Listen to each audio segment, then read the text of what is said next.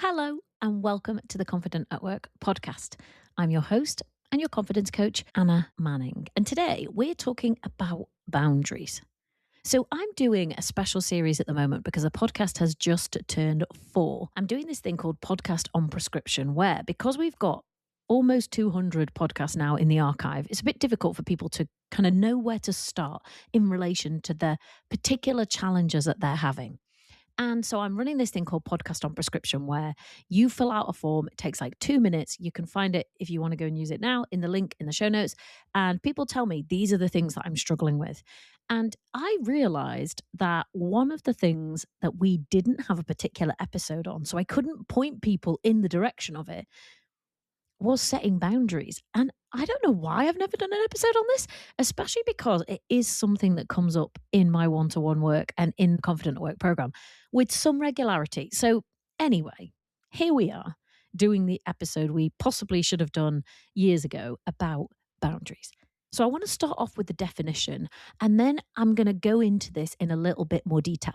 So we're going to look at what might stop you from setting a boundary, if that's something you want to do and you're not doing it, and also why you might want to. So let's start with the definition, and mine is very simple. My definition of a boundary is if you do A, I will do B. If you do A, I will do B. So I'm going to give you a few examples. So let's say I don't work past 6 p.m. and my assistant puts an appointment with a client in my diary for 6 p.m. Remember, if you do A, I will do B. So I'm going to say to my assistant, you've put an appointment in my diary for 6 p.m. I don't work past 6 p.m. You've put something in my diary for past 6 p.m. You need to call that client back and rearrange the time. If you do A, I will do B. So I will not accept that appointment. You will have to rearrange it. Okay, here's another example. You've probably heard this one before. If you swear at me, I will hang up the phone. So your boundary is that if you're sworn at, you hang up the phone. If you do A, swear at me, I will do B, hang up the phone. So a boundary is more of a rule for you than it is for other people in the way that I think of it. And through the lens of Confident at Work, it does take some confidence to work with boundaries because first, I think it takes confidence to set one in the first place. And then it takes confidence to hold one. And then it takes confidence to carry out the consequence. So having the confidence to set one is having the confidence to know, okay, these are my ways of working. These are my rules. These are the things that I will do and won't do, will accept and won't accept. This is what I'm okay with. This is what I'm not okay with. And I'm not saying that these can always be hard and fast in relation to work. Yes, there's sometimes that you might want to do things a certain way and your organization requires you to do them in a completely different way.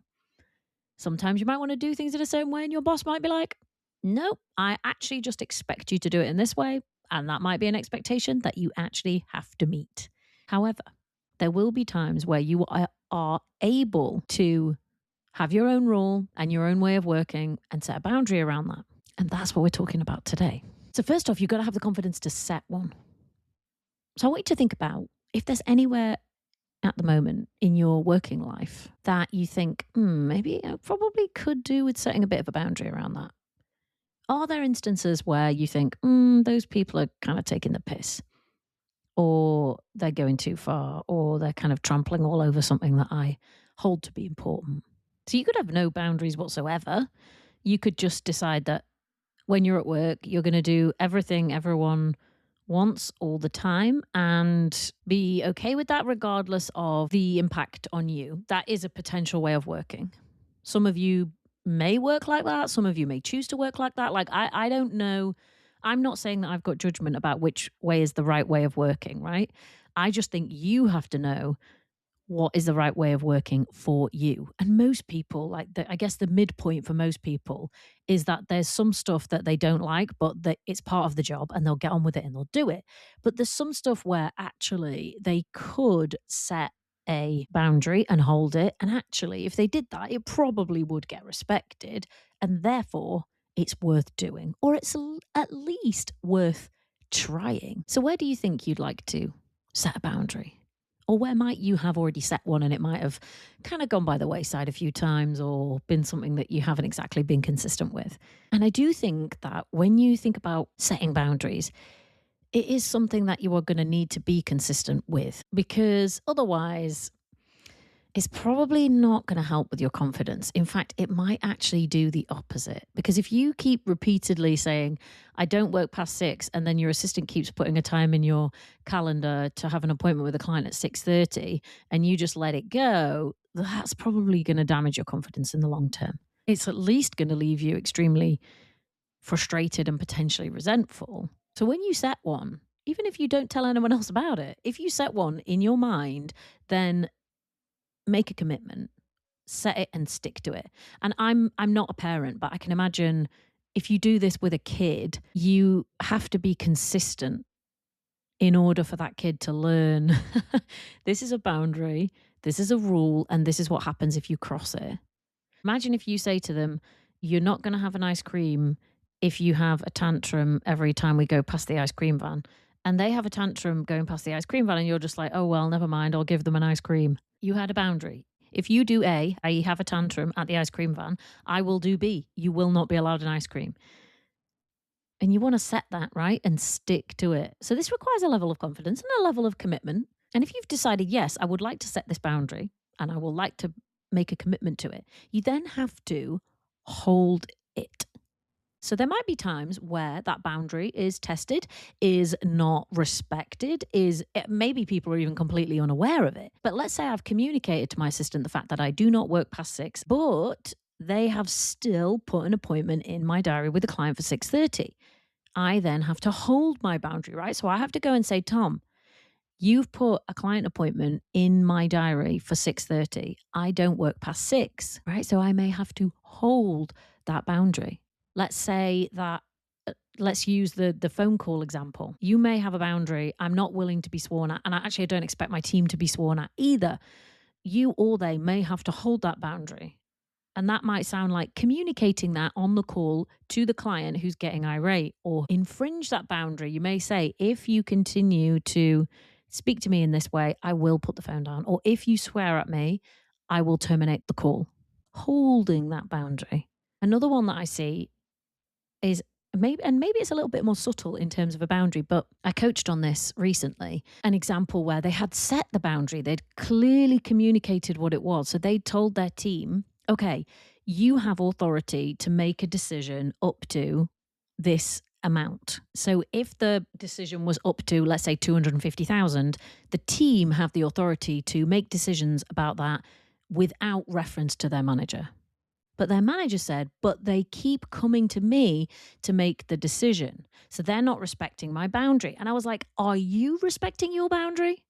And they said, what do you mean? And I was like, well, if you've set the boundary, or you've communicated the boundary, and they come to you and say, oh, but this is below 250,000, but I still, like, basically they're saying, I still want you to make the decision.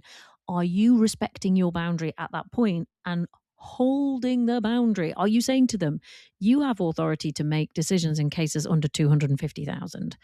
So I'm going to leave you to decide. And they said, well, no, I'm still making the decision for them. I was like, okay, well, there you go. You're not respecting your boundary. You're not holding your boundary. They might test it. Just because you tell people, this is the way I like to work, this is how we're going to do things from now on, it does not mean that they're going to suddenly all just fall in line. They may make an appointment after 6 p.m. They may still come to you for decisions about things that they're perfectly capable and they have authority to make decisions on. They may still keep swearing at you on a call, even though you've told them that that is your boundary. Right? You can make a boundary. Do not expect the world to fall in line, because they are not necessarily going to do that. Just like a toddler, they may test you. They may test that boundary. They may completely ignore it. They may walk all over it. You're the one that then still, if you've made the commitment and set one, has to hold it. And then after that, you also have to have the confidence to carry out the consequence. So let's say I've said, I'm not willing to be sworn at. I've communicated that to the person. I will terminate the call. So I've stated what the boundary is. And they just keep swearing at me. And I keep staying on the call, trying to reason with them. I haven't carried out my consequence. Remember, boundary. If you do A, I will do B. If you swear at me, I will terminate the call.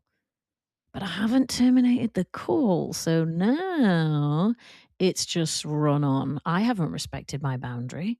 They've crossed it, and I haven't carried out the consequence that I stated I would. My consequence is I'm terminating the call. Phone goes down. In my client's example, where the team has authority to make decisions on anything which is below 250,000, the consequence is when they come to them and say, I haven't made a decision about, can you make a decision about this? The client's consequence is they don't make the decision. It's like the team member passes them the file, metaphorically, it's all online, but it's like the team member passes them the file and says, you're going to make that decision. And they just don't take the file and they say, no, you're going to make the decision. Now, I'm not saying that they don't like coach them at that point and say, what is it you think you need? What is it the problem? Or for the purpose of this episode, when we're talking about boundary, there has to be consequence. And the consequence there is, I expect you to make that decision. Here's another one actually that comes up fairly routinely with clients. It is when you're a manager and you say, okay, I need you to get this piece of work back to me by Wednesday because I have to check it and approve it to send it to the client by Friday. And the person actually sends it you on Friday afternoon and you just fix it and send it out to the client. No consequence. If you're setting a boundary around when you expect something and what is going to happen if that is not complied with, then there has to be a consequence. Maybe the consequence is they have to go back to the client and say, I'm sorry, it's going to be late. We're not going to be able to get at you until next Wednesday. I don't know, but there has to be a consequence. So that's boundary setting. Got to set one, got to hold one, you've got to carry out the consequence. But let's think about what might stop you, because there's all kinds of things that might stop you from setting, holding, and carrying out the consequences. But I thought about the people that I work with, my kind of people. What stops them? And I think it largely falls into two categories, although maybe they have the same underlying issue. First one is that sometimes we just might not have even considered that that is something that we can do. Even if we've watched other people do it and we know kind of in theory that this is a thing that people might do, maybe we just never considered that we could do that or that we could try to do that. Maybe we've never really set any boundaries with anyone. There's never really been any consequences to the way that people have behaved, even if we've really not been happy about it or we haven't liked it. And that's just kind of how we've operated in the world. And maybe we'd never thought, actually, do you know what? I could do something differently. Okay, well, if that's you, this is just an invitation today to think about whether it would be possible, at least in theory, for you to do something different. And often when I speak to people, they think, well, it's too late now because I've already, I've spent the last year, let's say, operating a certain way with a certain person. And I want to tell you that I think in most instances, it's not too late. It's never too late. You can say, look, we've been operating like this for the past year. I want to let you know that from now on, we're going to be operating differently. Here's how. You might have to be upfront about it. You might say, look, this is not working. So I've thought about what we need to do differently. Here's what I've come up with. I've had a recent example where I have tolerated something for way too long that I shouldn't have tolerated. I have now set a very firm boundary around it. That showed me that even if you've been operating in one way for a long time, you can change the way you operate. Doesn't mean people are going to like it, but you can do it. And it may be for you that the environment's changed, that the situation has changed. Maybe you used to be fine about working past 6 o'clock when, I don't know, you didn't have a choir on a Tuesday, or you didn't have a kid to pick up from school, or you didn't have a dog that you needed to walk, whatever. Things change in your life, in other people's life, in your working patterns, etc. And when things change, it's time for a rethink, a refresh sometimes with what you are now able to work with, what you're able to tolerate and what you're not. I think that's normal. I think that's part of life. You do not have to operate in the same way that you've always operated. There is a little caveat here because I have seen instances when I've been coaching of boundaries which have been respected more readily in certain people than others. In this case, boundaries that were respected when the colleague was male and not respected when the colleague was female. I don't actually know the prevalence of this. I can imagine it because it comes with authority gap behavior, which we've talked about on the podcast before. So I can well believe that it happens. And we still might want to set a boundary. We still might want to hold a boundary. And then we still might want to be able to have a conversation around why a boundary is being respected in one area and not being respected in others. I'm not saying any of this is easy, but we have to try. The other big thing that I see stopping people or really getting in the way is worries about how they're going to be perceived. And this, I think, is a root a lot of the time for when people really struggle with setting a boundary. So when I'm coaching on this, we want to dig in a little bit and say, okay, well, if you want to set that boundary, what would stop you or what would get in the way? And someone might say, oh, well, I don't want them to think that I can't handle that amount of work, for instance. Or I don't want them to think that I'm a bitch, or I don't want them to think that I'm being inconsistent because I haven't done this before and I'm doing it now. And often worrying about how we're going to be perceived is what is getting in somebody's way. So if I set a boundary, I'm a bitch. If I don't take on absolutely everything, I'm lazy, or like I'm a shirker, or I'm not a team player. Or if I can't do everything and be available for everybody all the time, then maybe that means that I'm not good enough at my job, and that's what people are going to think. Now, the funny thing about this is it ostensibly is a worry about how other people might perceive you, but very often it's actually a worry about how you will perceive you if you do that thing. So let's say I'll use the boundary. I'll use a 6 p.m. boundary again. I've got to say to Tom, I need you to rearrange that client appointment because you've put it in my diary for after 6 and I don't work past 6. Imagine if I think Tom's going to think I'm a bitch. Tom's going to think I'm lazy. Other people are going to think, oh, why isn't she working after 6? Oh dear, maybe she can't handle the amount of work that she's got. Maybe she's not a team player. Actually, when we dig into it, other people might be thinking those things, sure, but the only person that we know definitely who's thinking those things is you. It means that I'm lazy. It means that I'm a bitch. It means that I'm not good enough at handling everything. And we really have to get that out on the table and be honest about it, at least to see if it's true, if it's right, or if it might be a bit black and white. Either I do everybody's bidding 100% of the time, regardless of the consequence, or I'm a bitch who's lazy. It's a bit black and white, but sometimes that is what our brains do. So imagine the same. I either take on every single piece of work and everyone else's work and everyone else's problems, or I'm incapable and incompetent. See, again, that is it's a bit all or nothing. But again, that is sometimes what our brains do. And often that is what might stop people from setting and holding a boundary. Now, if anything is ringing bells with you, great, because as soon as you hear the bell ring, you can at least have a look at it and think, okay, is that actually right? If I got this out on a piece of paper and set up, okay, here's my expectation that I will take on every single piece of work all the time and everyone else's work if they can't manage it. Otherwise, I'm incompetent and crap at my job and they'll think I'm a lazy bitch. Okay. Well, at least you can see it. I think sometimes people think, well, there's no point. I don't think that their behavior is going to change regardless of what I do. And that might be true. You may set a boundary and their behavior really doesn't change. You may say, no, you have to send me this at least 2 days before the deadline. Otherwise, I can't look at it. But they may keep sending it to you 1 hour before the deadline. That's where the consequence bit comes in. So the fact that you set a boundary, it doesn't necessarily mean that people are going to respect it. They may trample all over it. Think about the toddler. When people say they're testing my boundaries, it's like, yeah, they do. That's what they do. But also people at work do that too. They may keep behaving in exactly the same way that they behaved before.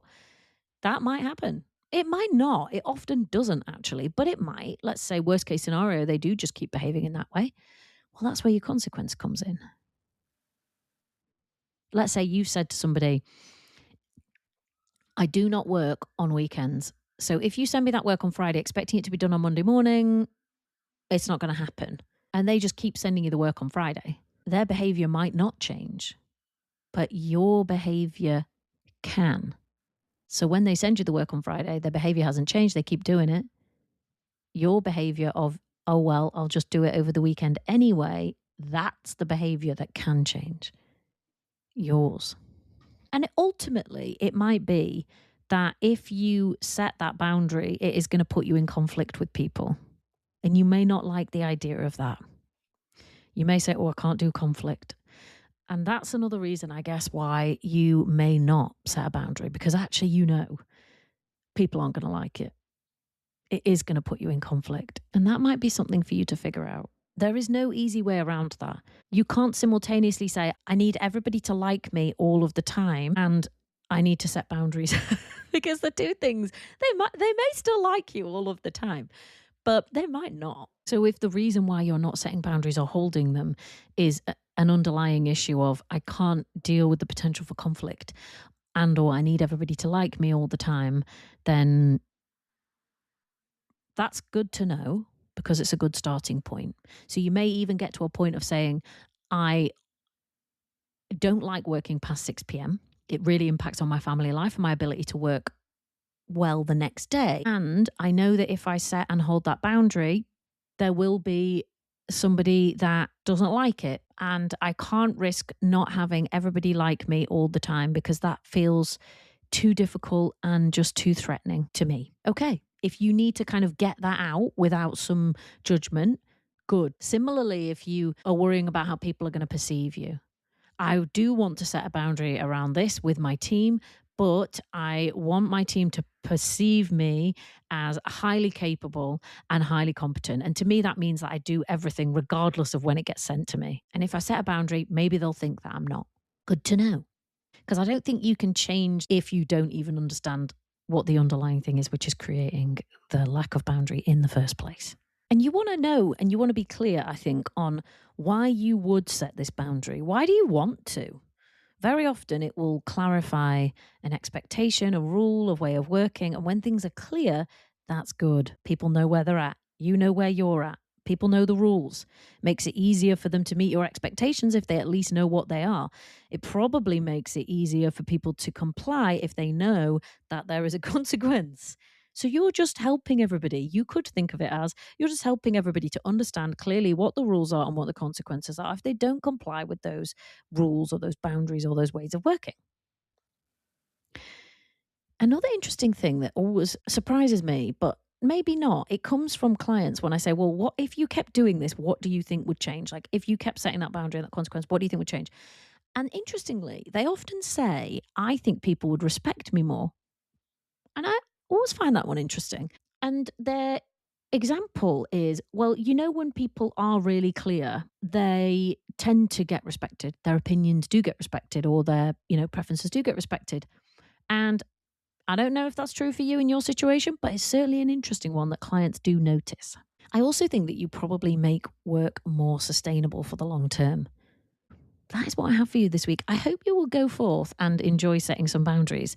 When you do, and when you hold them, even in the face of tension or conflict, etc., it might not be easy and it might not be nice, but it actually will increase your confidence and your belief in yourself rather than decrease it, is my experience. And I think it's my clients' experience too. Last thing, if you want to come and work with me, if you want to feel more confident at work, head to the link in the show notes and book a call to speak to me. We'll chat through your challenges, the things that you're trying to achieve, and I will tell you whether or not I can help.